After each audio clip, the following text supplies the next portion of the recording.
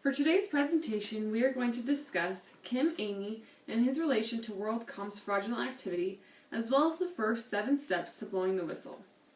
Let's first discuss what the 7 steps are for blowing the whistle on an organization. First, approach your manager and try to sort things out with them.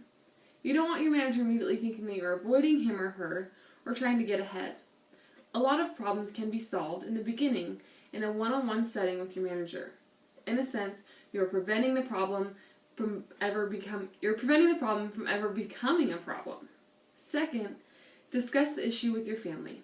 Sometimes it's nice to have the perspective of people who are not emotionally connected and engaged in the situation.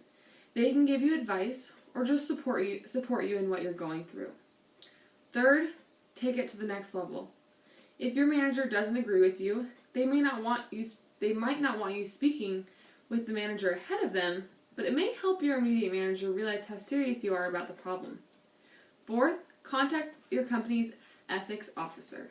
Some states have legal regulations in place to protect a whistleblower, so seek outside solutions. Fifth, consider going outside your chain of command. There are other departments that may be able to assist you in your concerns, such as HR, legal, or auditors. Unless they are involved in the problem, they may provide the support and voice of reason you are looking for. Sixth, go outside the company. This may only work if your company is part of an organization that is watched, protected, or regulated, but they may be able to back you up. Last but not least, in some circumstances you may need to entirely leave the company and move on. Depending on the moral intensity of the situation, this may be the only option left available to you. Now, let's apply these 7 principles to Kim Emigh and see how he lined up. Throughout Kim Emigh's employment at WorldCom, he was informed to do things in which he did not agree with, multiple times. One of his first encounters was in regards to a relationship with vendors. He was asking questions as to why WorldCom was paying premium pricing for used or low-quality products. He also brought attention to 10 contractors he was instructed to pay, in which he did not have legal documentation for all 10.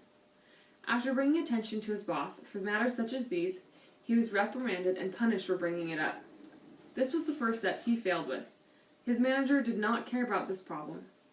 He then took it to the next level by alerting Sue Dean, the assistant to the CEO, of the accounting practices that he did not feel comfortable doing. Emigh had to go around his boss to do this, but Sue was very happy that he brought it to her attention. Unfortunately, after it surfaced that Sue Dean had been told, Emigh admitted to Mike Smith for being the one to tell. Kim Emigh also tried to go outside his normal chain of commands, in the sense that he tried to change departments so that he could report to other people that might care or might help avoid some of these circumstances entirely. Emigh had also followed step number 2 and alerted his family. He discussed with his wife his concerns for keeping his job, and she supported him in his honesty. Unfortunately, his vocal stance and his disagreeing on policies and procedures that WorldCom leaders were asking him to go through with ended up getting him fired. His whistleblowing ended with step number 7, but unfortunately not by choice. I'd like to point out that while he followed nearly each of the 7 steps of whistleblowing, things did not turn out positively for him. Kim Emigh was not rewarded for his moral courage, as he ended up being unemployed for 14 months. He struggled to find a new job because no one wanted to hire him if they couldn't get any recommendation or reference from his prior employer. Him and his family suffered emotionally and financially for his moral courage.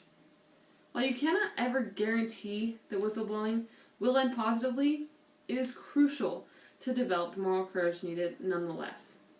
You never know what position or circumstance you could land yourself in, like Kim Emigh, where you might need to go through these 7 steps and have the moral courage to blow the whistle.